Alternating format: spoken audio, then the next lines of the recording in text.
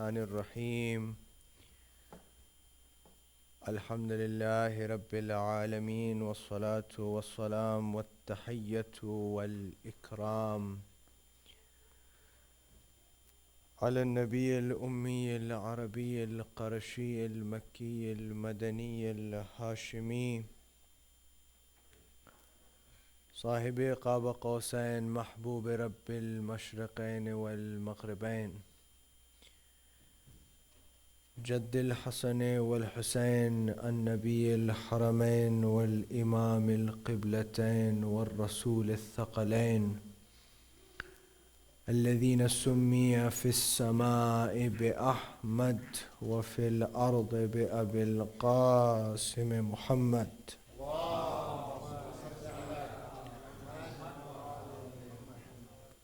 وعلى أهل بيته الطيبين الطاهرين المعصومين المظلومين المنتخبين المنتجبين لا سيما بقية الله الأرضين روحي وأرواح العالمين لتراب مقدمه الفداء واللعنة الدائمة الباقية على أعدائهم ومنكر فضائلهم وغاصب حقوقهم أجمعين أما بعد فقد قال الله سبحانه تبارك وتعالى في كتابه الكريم وهو أصدق القائلين بسم الله الرحمن الرحيم يا أيها الرسول بلغ ما أنزل إليك من ربك وإن لم تفعل فما بلغت رسالته والله يعصمك من الناس صلوات على محمد وآل محمد.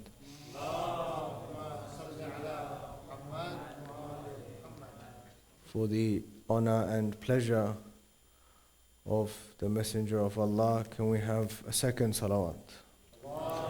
Salli ala Muhammad. And for the hastening of the reappearance of our awaited Savior, can we have a third one in your loudest voices?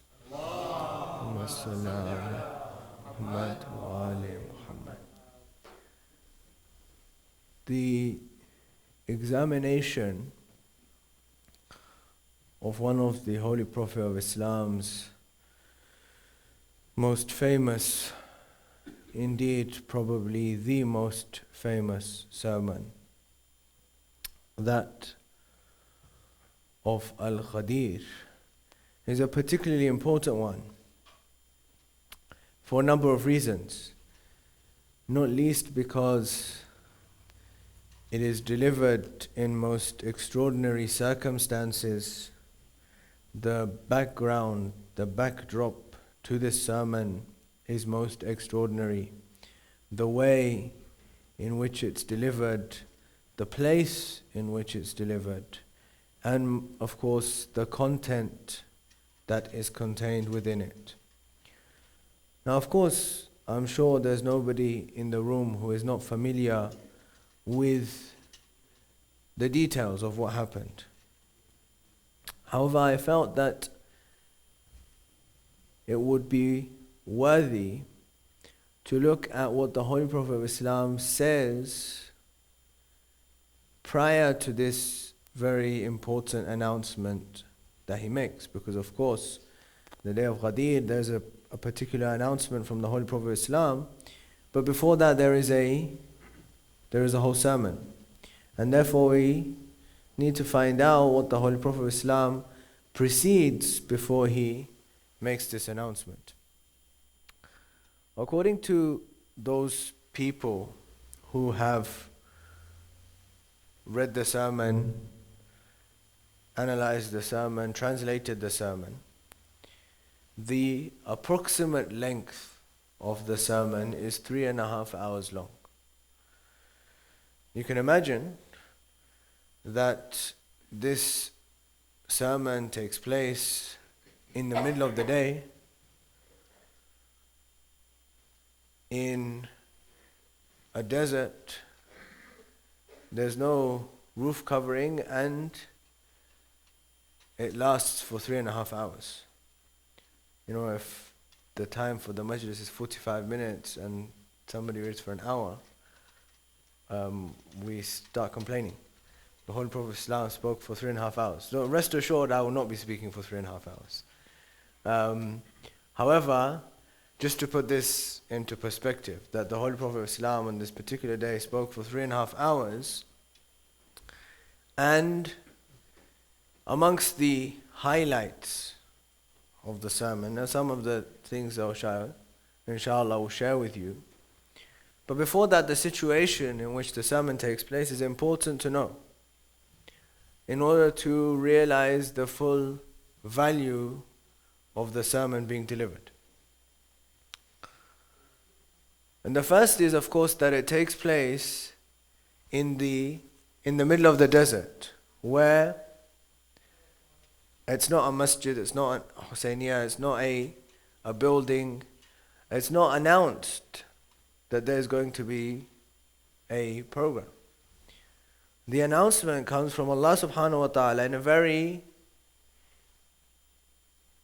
interesting tone to the Holy Prophet ﷺ in this ayah of Holy Quran which I've just recited, which is completely and utterly unconventional. It is not a tone in which the Holy Prophet ﷺ has ever been addressed before. When we look at the Holy Quran and we see the instances in which Allah subhanahu wa ta'ala addresses the Holy Prophet, we see, for example, that Allah subhanahu wa ta'ala, when He's addressing the Holy Prophet ﷺ, has a very respectful, a very loving tone. After all, the Holy Prophet ﷺ is the beloved of Allah subhanahu wa ta'ala. And the tone that he speaks to the Messenger of Allah is reflective of that. For example, once he's addressing him, he addresses him as Yasin. On another occasion, he addresses him as Taha. On yet another occasion, Ya ayyuhal muzammil, Ya ayyuhal muddathir. So, all of these tones, all of these addresses, all of these titles being awarded to the Holy Prophet Islam on different occasions are a sign of Allah subhanahu wa ta'ala's endearment, His love and affection for the Holy Prophet Islam, that He addresses him in this way. And we know, for example, when addressing someone who is beloved, and this is a human condition as well, you like to address that person in a way that that person will feel comfortable, in a way that that person will feel loved because of that address. However, there's only one occasion in the Holy Quran, only one, where Allah subhanahu wa ta'ala addresses the Holy Prophet in this way. And not only is he addressed in this way, but he's also given an ultimatum, which he's never ever given before, and never after. It's only one occasion. Allah subhanahu wa ta'ala says, Ya ayyuhar Rasul, O Messenger, Balligh, order, imperative, deliver, tell them, Ma unzila ilayk min rabbik, whatever has been already revealed to you from your Lord. Up until here, the tone is still very unusual. But if we were surprised to hear, what comes afterwards is even more shocking. وَإِن لَمْ تَفْعَلْ, and if you don't deliver it, if you don't do this, فَمَا بَلَّغْتَ رِسَالَتَهُ, it's as if you didn't deliver the message at all. That, and this has to be put into some perspective. The Holy Prophet of Islam's preaching and his deliverance of the message was not an easy ride. We all know that the Holy Prophet of Islam, while he was in the city of Mecca, before he announced his prophethood, they used to call him Sadiq, As-Sadiq and Al-Amin, the truthful one, the trustworthy one. Because they said we've never heard him tell a lie. Whenever we leave a trust with him, he always returns it back to the owner.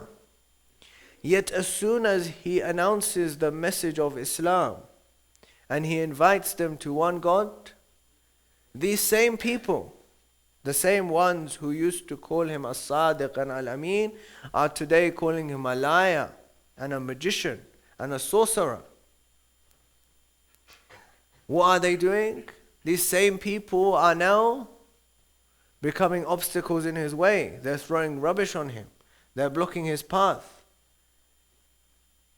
And all of this, there are multiple attempts on his life. And when he comes to Medina, then there are all these battles with various people. And all of this, every single action, every single trouble and pain and sorrow and affliction that the Holy Prophet has gone through in this 23-year period, will all be nothing. فَمَا بَلَّغْتَ رِسَالَةَ, as if you did not deliver the message at all. So there's something in this particular message on which hinges the whole of the religion of Islam. And it's not a hadith. It's an ayah of Holy Quran. That Allah subhanahu wa ta'ala is saying that if you don't deliver this message, then it's as if that all of this 23 years of preaching is nothing. There's no value whatsoever attached to this if you didn't deliver this message. The message that is delivered is very clear. We already know. The question is what is it about this particular message that makes it so important? Why is this particular announcement, this particular message, this particular sermon that's going to be delivered so crucially important for the religion of Islam?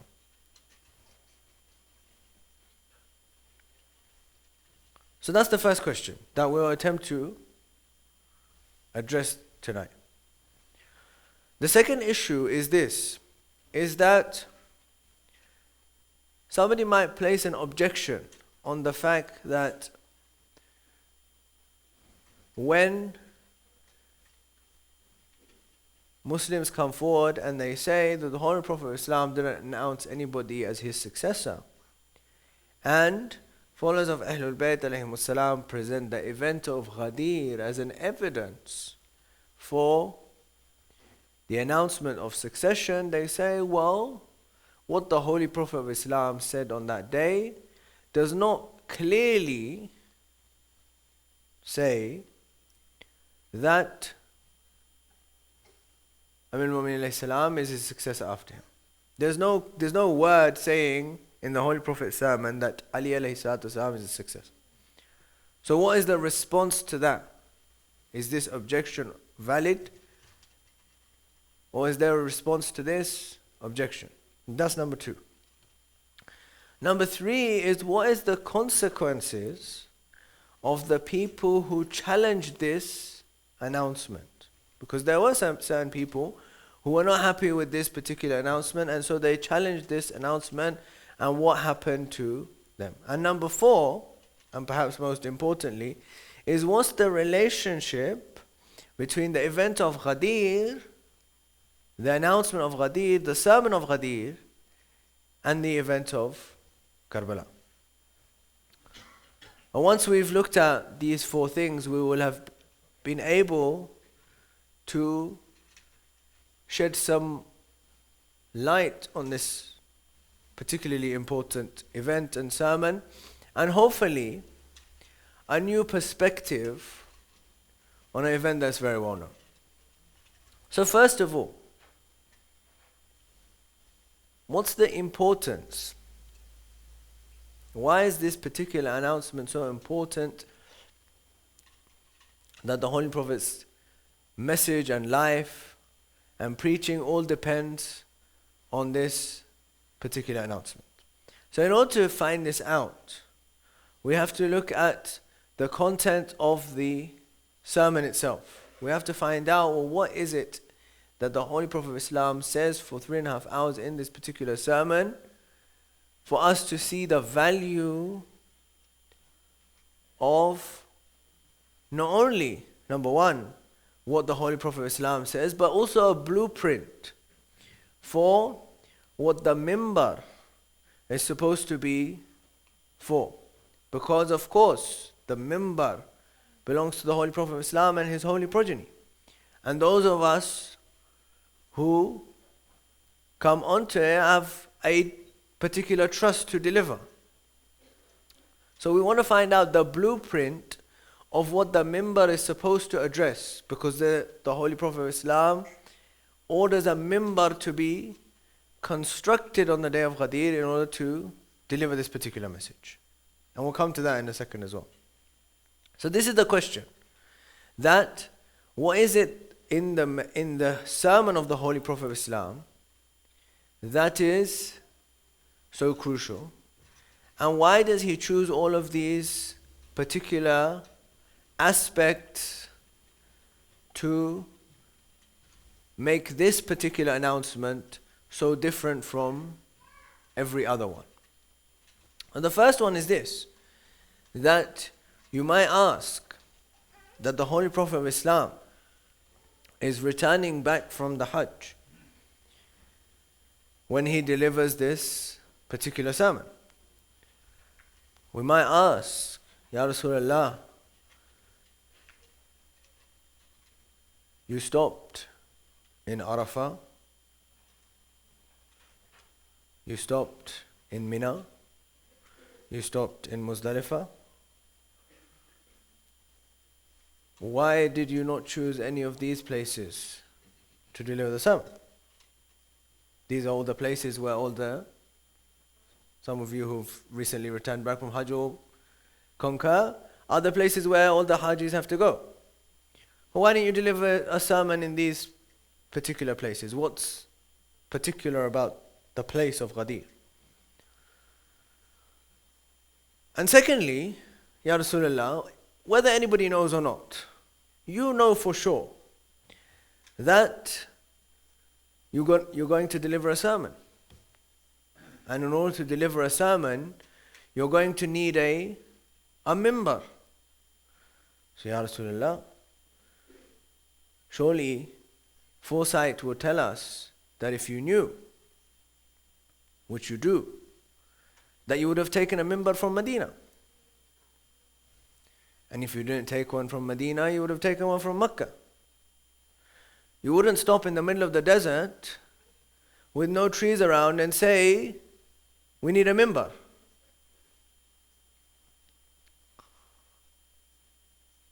But all of this is part of making the event and the sermon of Ghadeer particularly unique.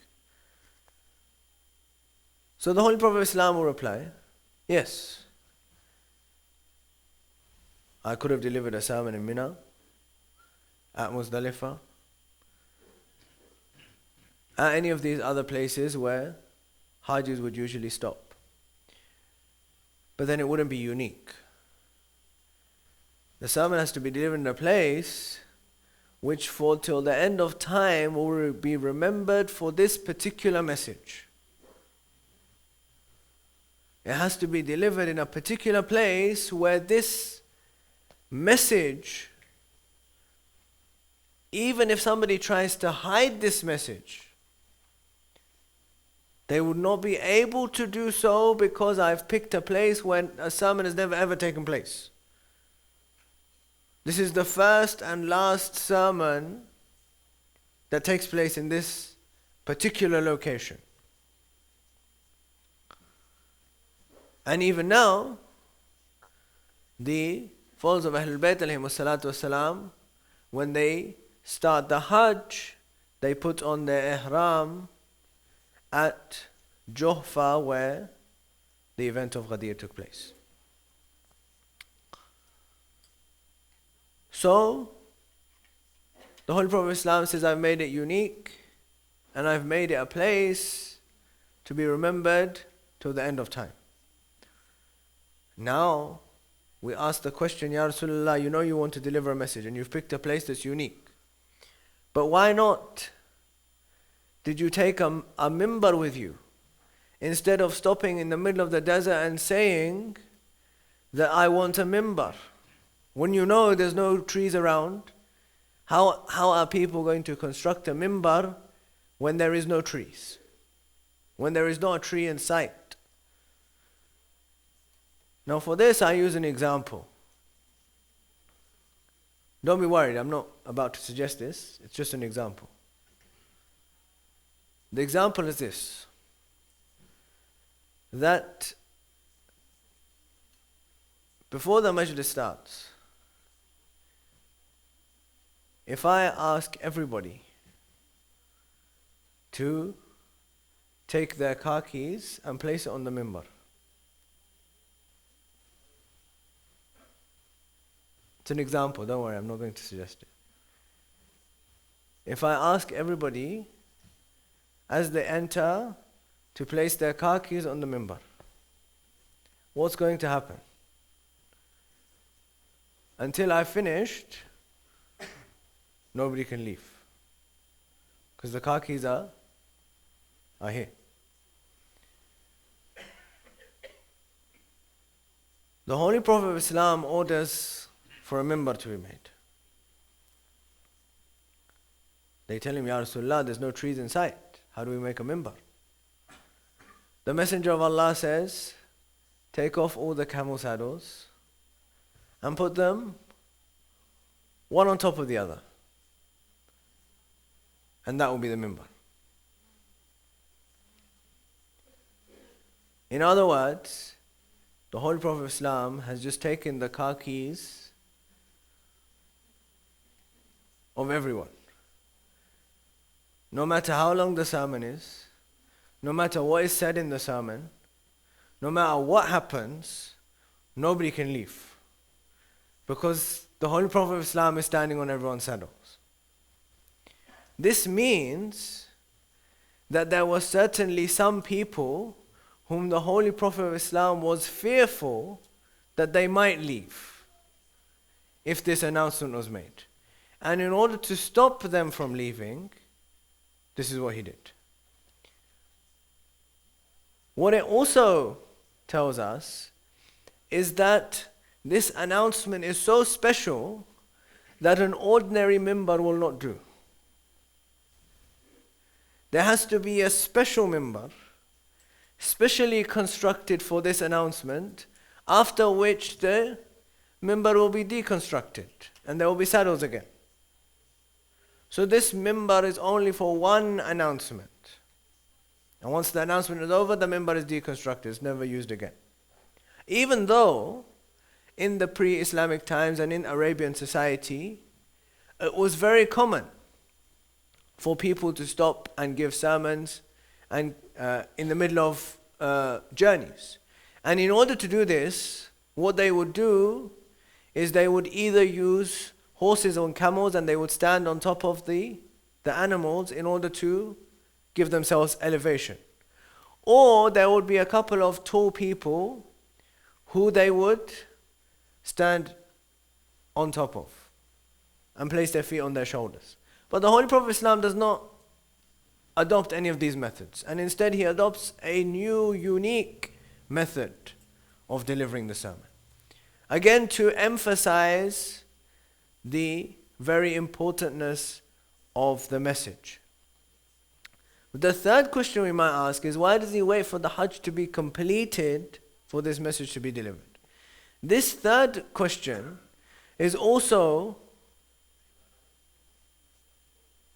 very interesting,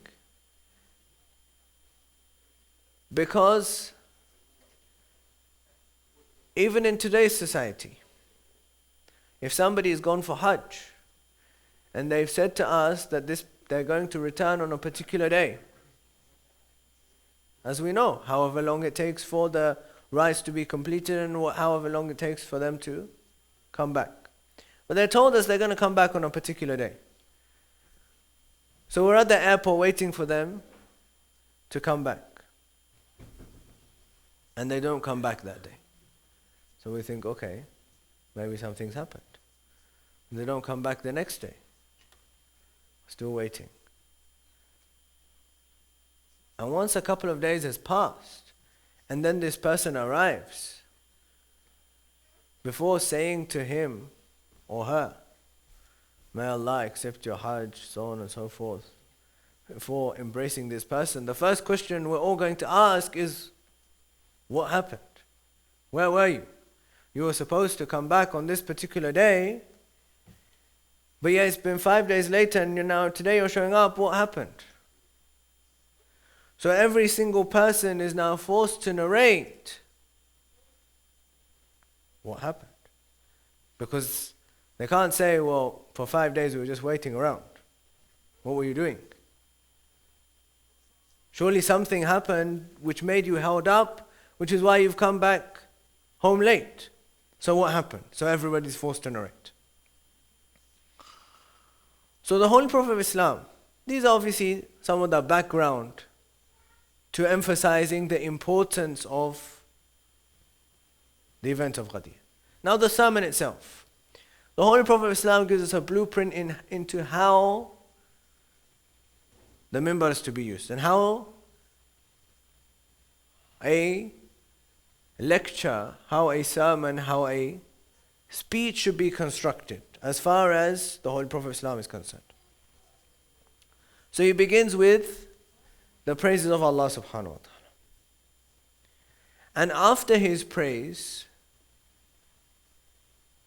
declaring his honor and majesty and greatness, he now says that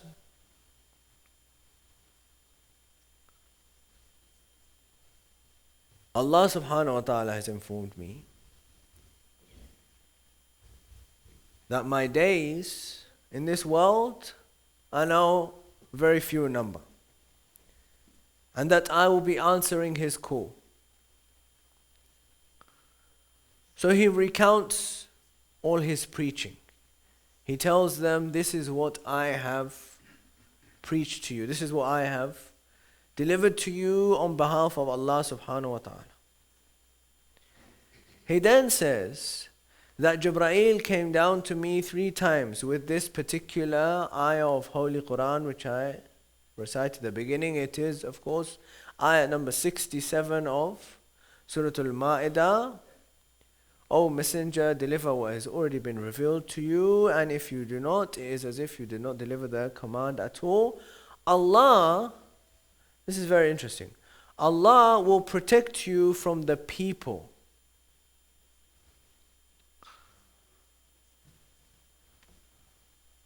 Why is this interesting? It's interesting because we have a crowd, the biggest ever crowd in the history of the life of the Holy Prophet. There is no other occasion in the Holy Prophet's life where there are more people in one place than the day of Ghadeer. They are, number one, Muslims. Yes, they're all accompanying the Holy Prophet of Islam and they've gone for Hajj. They're number one, Muslims.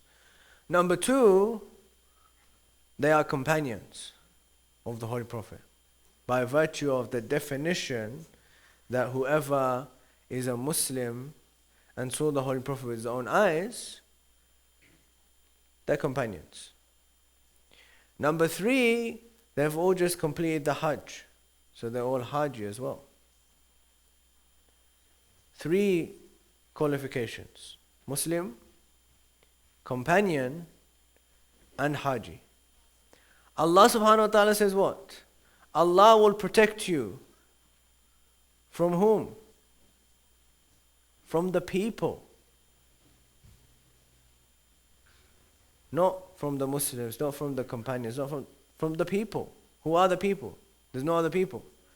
All the people here are all, as far as the apparent is concerned, are all Muslims, companions and Hajis. But Allah subhanahu wa ta'ala says, Allah will protect you from the people. I.e., there's something in this announcement that certain people whom Allah subhanahu wa ta'ala is not even willing to consider Muslims will not be happy with.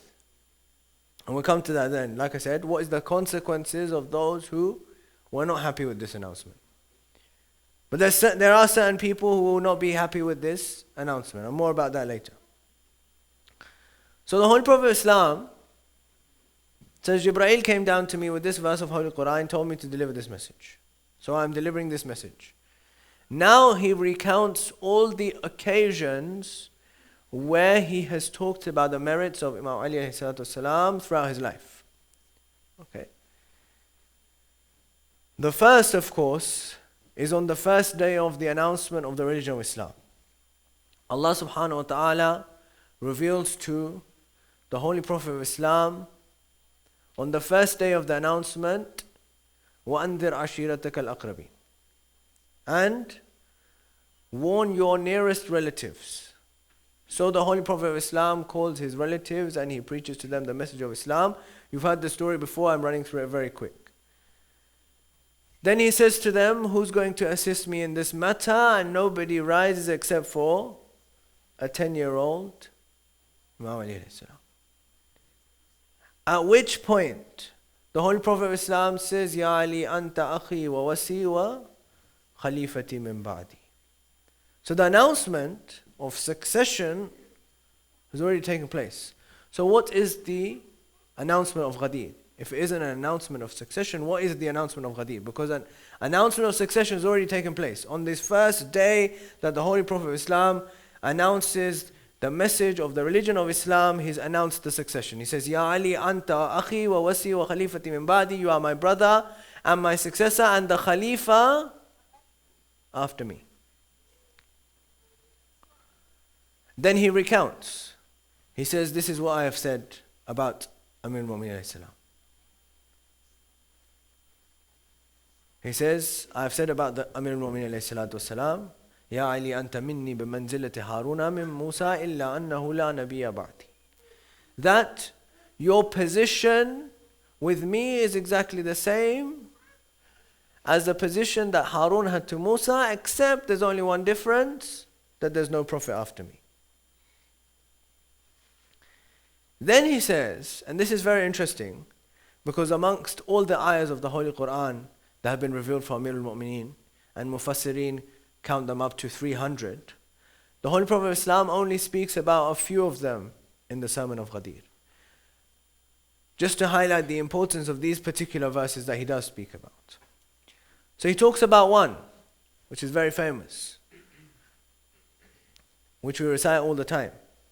Every Thursday night we recite Surah Al-Yasin, and Surah Al-Yasin we read in the 12th ayah, Inna nahnu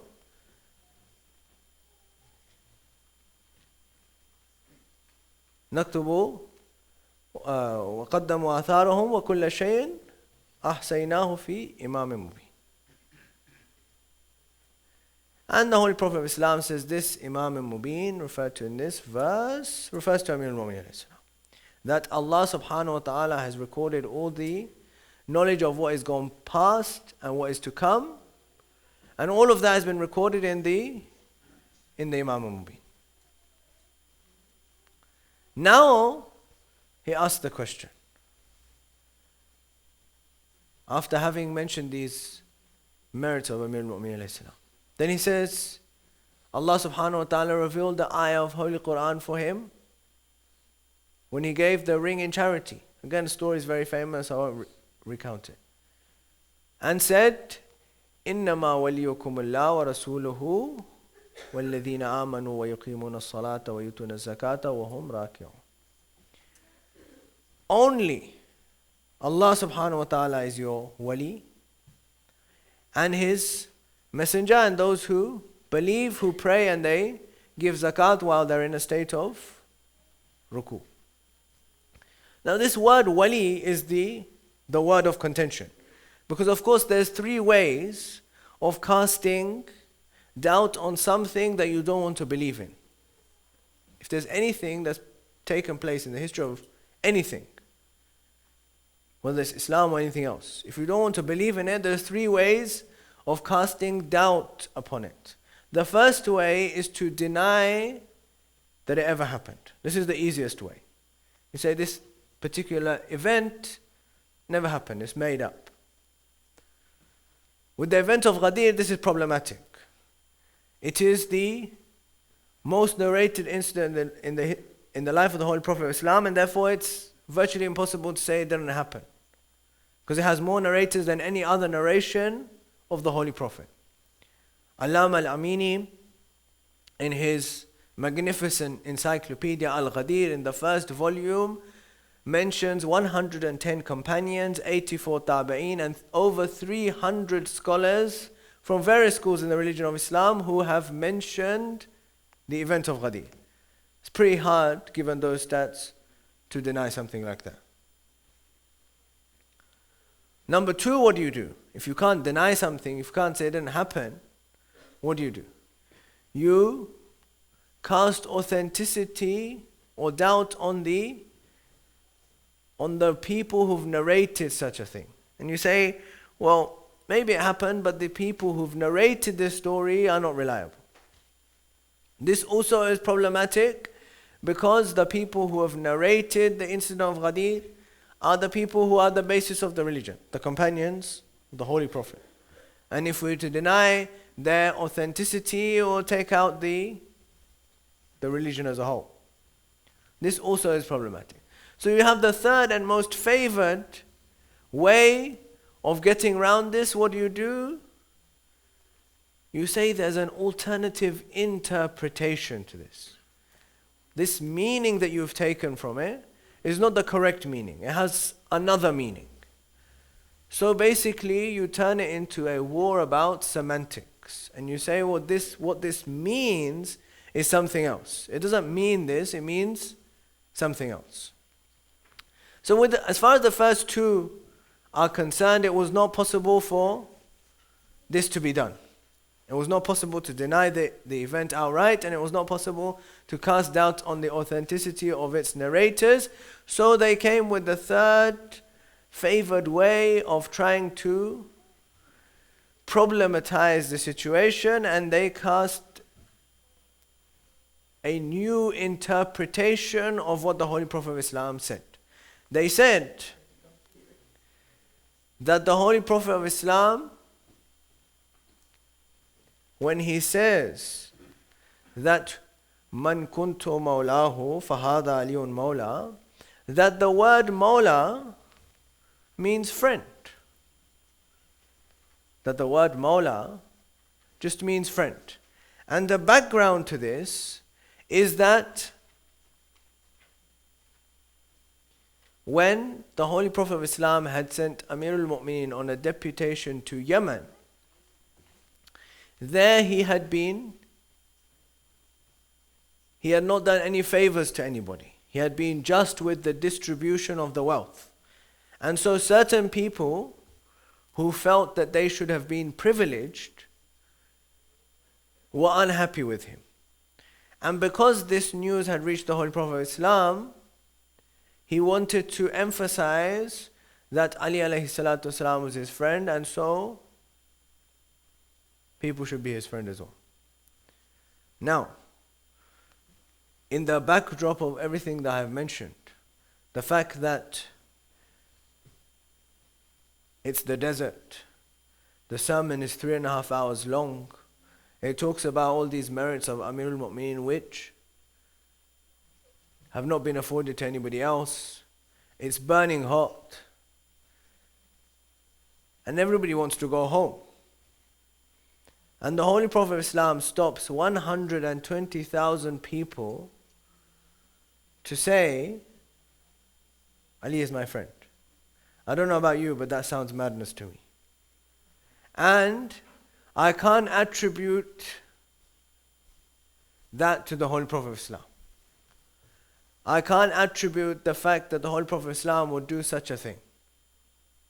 So there has to be an alternative. There has to be something else. What does this interpretation mean? This is where this verse of Holy Quran comes in very handy. This verse that the Holy Prophet has mentioned in the sermon. Surah 5, verse 55. In this verse, the word wali is used. It's interesting, it's a whole another discussion about how the word wali is used in the Holy Quran. But very quickly, in this verse, the word wali is used. Now, can I translate this as your friend is Allah and His Messenger and those who believe? No, it doesn't make any sense. Why would Allah subhanahu wa ta'ala be your friend in any meaningful sense of the word? And why would He make a point of having a verse about it? This means there has to be something else as far as the meaning is concerned. The clue is in another verse of the Holy Quran. It's verse number 6 of Surah Al-Ahzab, in which Allah subhanahu wa ta'ala says, An-Nabiyyu awla bil mu'mineen. The messenger, the prophet, is superior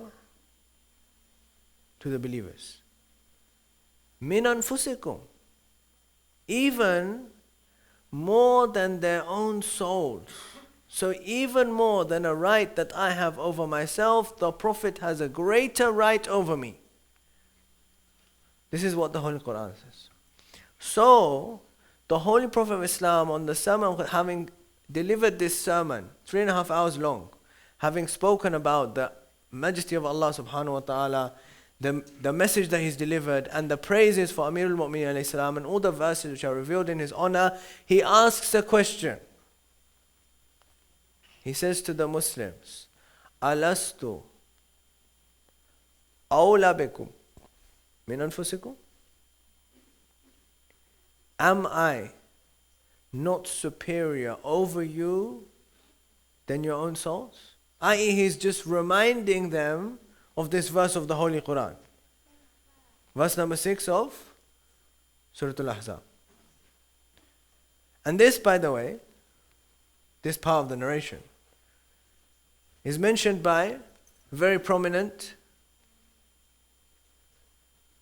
scholars from all the different schools in the religion of Islam. Am I not superior over you than your own souls? The Holy Prophet of Islam asked, having delivered a sermon for 3.5 hours in the burning heat. All of them said, Bala ya Rasulullah. Surely you are. The Holy Quran says you are. Allah subhanahu wa ta'ala says you are. So you are. Once they've acknowledged that the Holy Prophet of Islam has a greater right over them than their own souls, then the Holy Prophet of Islam says, Man kuntu mawlahu fahadha aliyun mawla. Then whosoever considers me to have a greater right over them than their own souls, then they should consider Ali ibn Abi Talib to have that same right over their own souls. So, if I was to summarize, give you one sentence about what the announcement of Ghadeer is about, the announcement to succession is already done. Like I said, on the first day of the religion of Islam, the Holy Prophet has already announced who his successor is. The announcement of Ghadeer is a transfer of complete and total authority to Amir al-Mu'mineen alayhi salam. Muhammad. That the succession has already been mentioned. This is a transfer of complete authority. And after this sermon is completed, now the Holy Prophet of Islam, just to make sure that every single person, that remember, emphasis, 120,000 people. Now what does he say? He says, now I've set up a tent. I've set up a tent. And in that tent, every single one of you are to go inside and to greet Amirul Mu'mineen alayhi salam with this new title.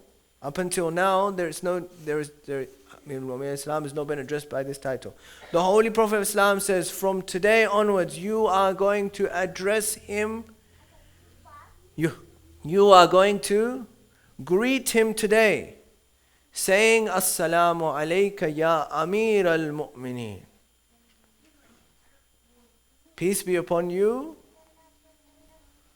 O Commander of the believers, Master of the believers. You're going to greet him with this title today. And 120,000 people, all of them one by one,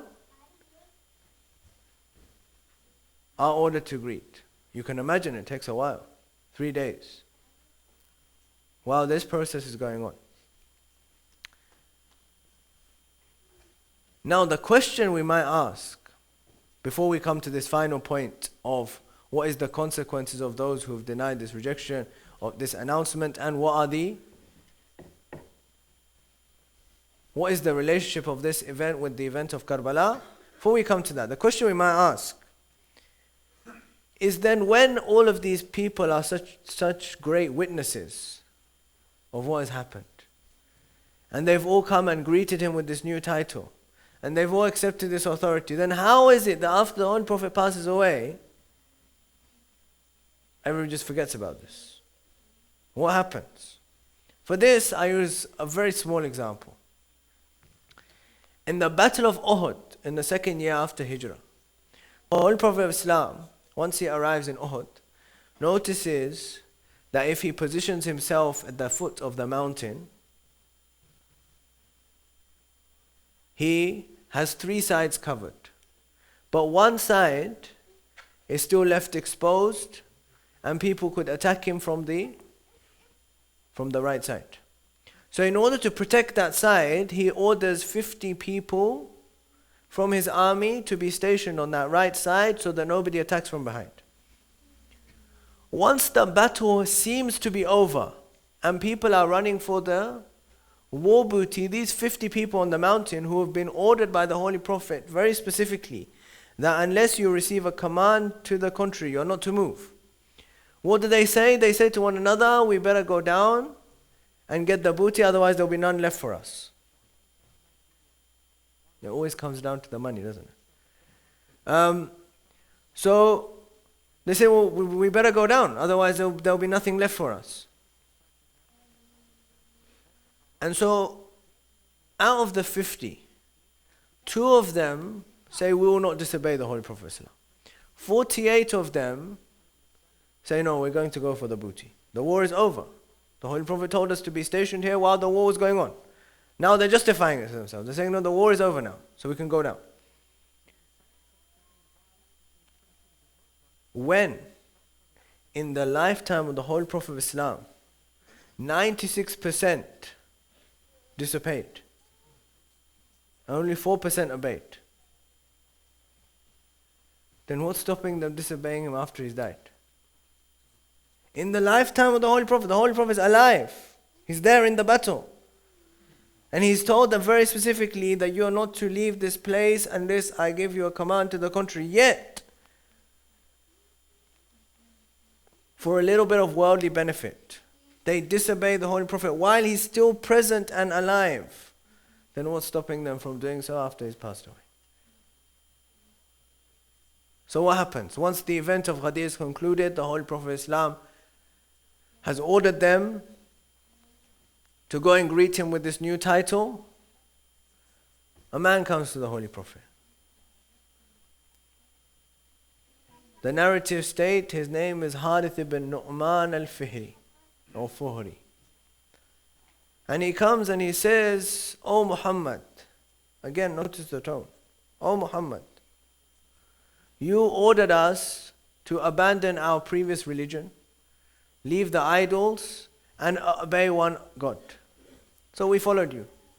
Then you told us to pray and fast and do zakat and do jihad and do all these things. And we obeyed you in all of these things.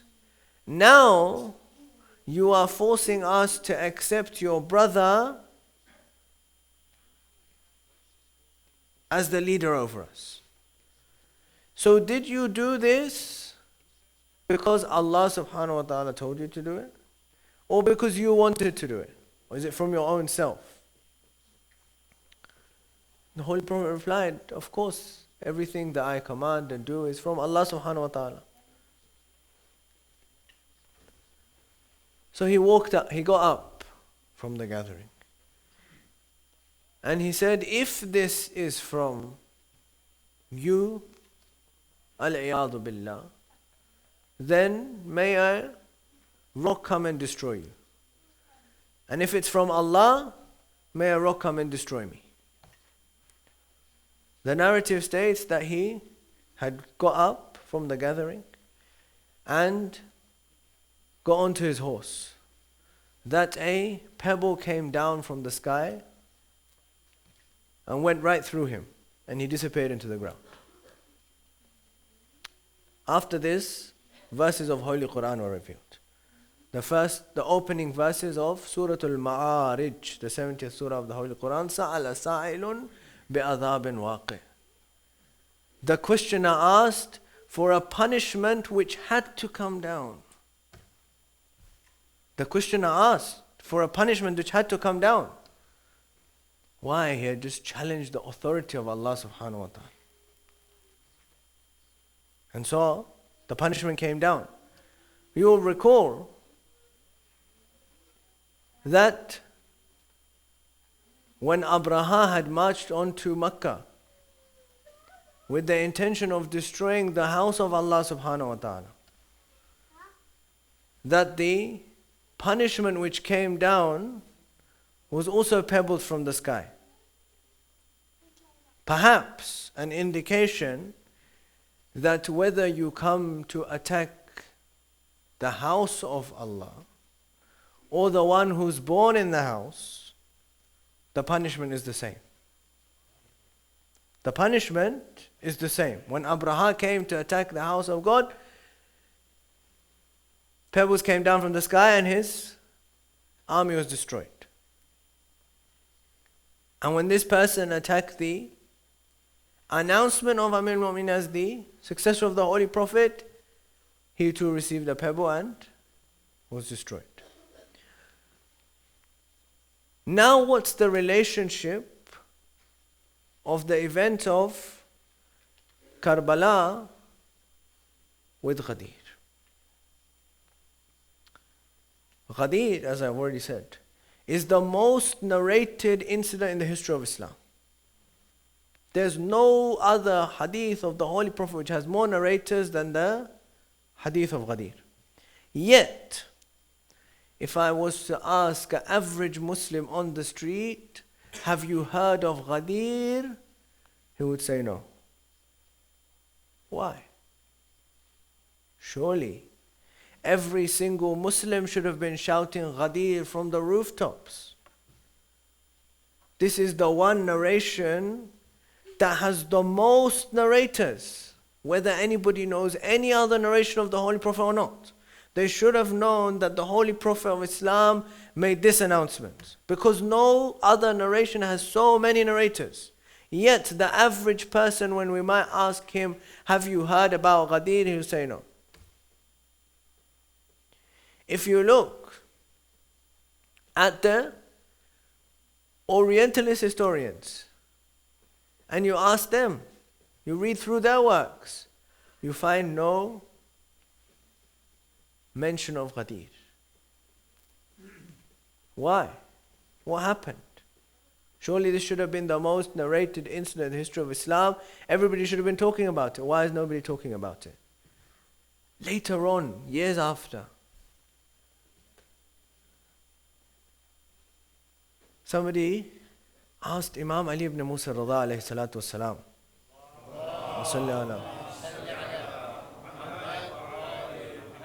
they said, Yabna Rasulillah, every time Muharram comes about, as soon as the first of Muharram comes about, your state is changed and you're in a mode of grief and weeping. Why such emphasis on Karbala? It's been so long, many years have passed. Why so much emphasis on Karbala? The Imam alayhi salam replied. He says, we emphasize Karbala so that you don't forget it, just like the Muslims forgot Ghadeer. We don't want you to forget Karbala like the Muslims forgot Ghadeer. This means that Karbala was necessary to tell us who is the inheritor of Ghadeer. Who's the one who's going to keep alive the message of Ghadeer? That after the Holy Prophet of Islam, they tried to wipe out Ghadeer. But Karbala will continually remind us that Ghadeer was alive, Ghadeer is alive, and Ghadeer will continue to stay alive. And that the opposition to Karbala and its commemoration stems from this. Imam al-Ghazali was once asked, what should be our opinion, the Ahl Sunnah opinion on Yazid? The question is very old. The question is very old. The only difference is now it's being asked on TV. Imam al-Ghazali was asked, what should be our opinion of Yazid? He replied, we shouldn't say anything bad about Yazid.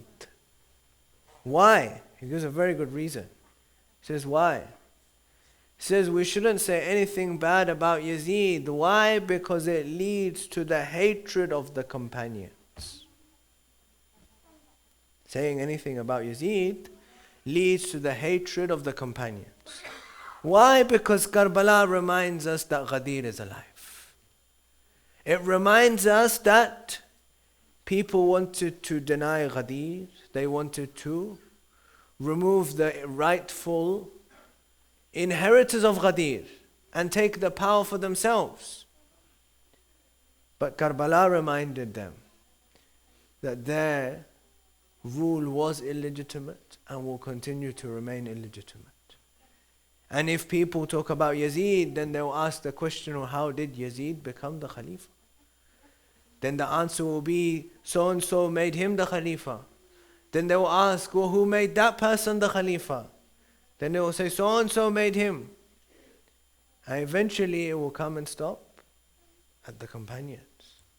That it was one of the companions who appointed a person which led to the appointment of Yazid as the Khalifa. That Imam Hussain alayhi salatu wasalam had to rise was to show and demonstrate that Ghadeer is alive. That those who have the spirit of Ghadeer are with me. And those who don't, we've left them. And to have the spirit of Ghadeer, you didn't even need to be a Muslim. You didn't even need to be a Muslim. Karbala showed us that to have the spirit of Ghadeer, you didn't even need to be a Muslim. The narrative states that Imam Hussain alayhi salam had arrived in Karbala. He had arrived in Karbala, and an old woman, her son, and his wife, who had just been married for 17 days, were passing through Karbala. They had camped outside. This woman told her son, go and find out what's going on. This is Wahab al-Kalbi. He says, his mother says to him, go and find out what's happening. So he goes, he finds out. He is a Christian. He's not a Muslim, he's a Christian. His mother says to him, go and find out what's happening. So he goes, he finds out. He says, this is what's happening. His mother says, we're going to join Imam Hussain. They're not Muslims. They're not Muslims. This is Karbala. They join him. The battle of Karbala starts. He asks for permission to go to the battlefield. The Imam gives him permission. He goes to the battlefield. He's been married for 17 days and he's not more than 19 years old. He fights and he's killed. When he's killed, his head is chopped off and is thrown back to the tents. His mother looks at the head. She sees the head. She throws it back. She says, what we have given in the way of Hussein, we won't take back. We won't take it back. The bride, remember, it's only been 17 days. It's too much for her to bear. She comes running out into the battlefield.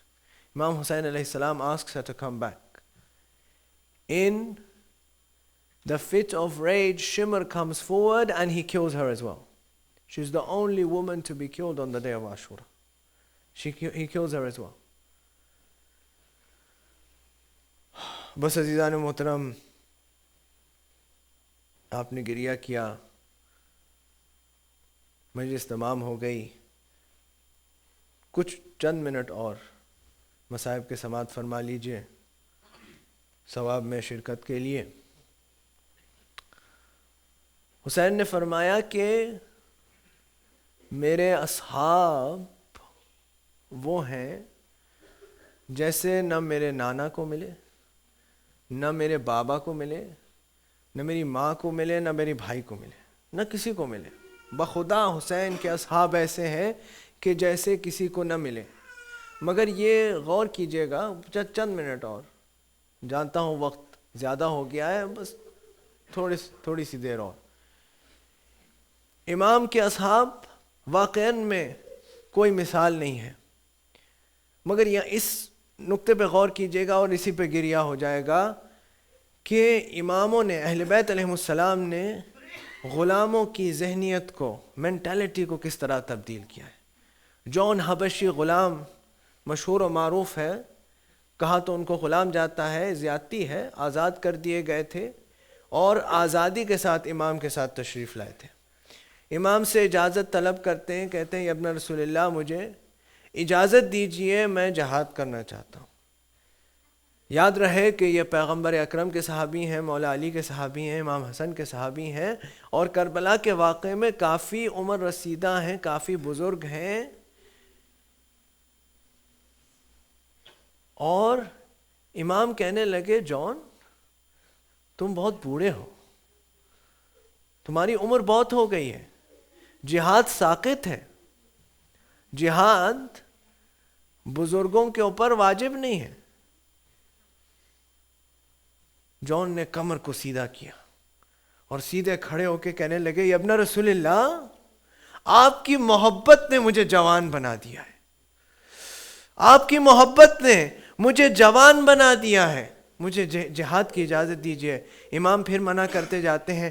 پھر جان نے کیا قیامت کا جملہ کہہ دیا, کہنے لگا یا ابن رسول اللہ ایسا تو نہیں ہے, ایسا تو نہیں ہے کہ میں کالا غلام سیاہ, اور آپ یہ نہیں چاہتے کہ میرا بدبودار خون آپ کے خوشبودار خون کے ساتھ مل جائے.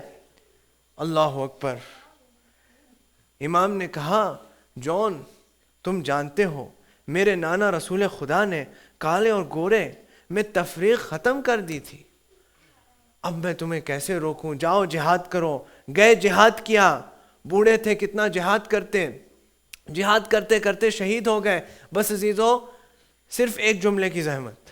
زہیر قین کا نام سنا ہوا ہے آپ نے, مشہور صحابی ہیں مولا کے, ان کی بھی شہادت نہیں پڑھ رہا ہوں, صرف ایک جملے کی زحمت ہے اور اس پہ گریہ کر لیجئے گا. بس اس خیال, یہ ذہن میں خیال رہے کہ غلاموں کی مینٹالٹی کو اہل بیت نے کیسے چینج کر دیا. جب سب شہید ہو گئے اور کوفے میں یہ خبر پہنچی کہ کربلا میں سارے مرد شہید ہو گئے ہیں, کوفے کے رہنے والے زہیر قین, کوفے میں یہ خبر پہنچی کہ سب شہید ہو گئے, سارے مرد شہید ہو گئے. زہیر کی بیوی نے اپنے غلام کے ساتھ ایک بڑا اعلیٰ کفن بھیجا, اللہ اکبر. بس اسی پہ گریہ کر لیجیے اور مجلس تمام ہو گئی. بڑا اعلیٰ کفن بھیجا اور کہنے لگی کہ حسین تو رسول کے بیٹے ہیں, ان کو تو کفن مل ہی گیا ہوگا, تم اپنے آقا کے لیے کفن لے جاؤ.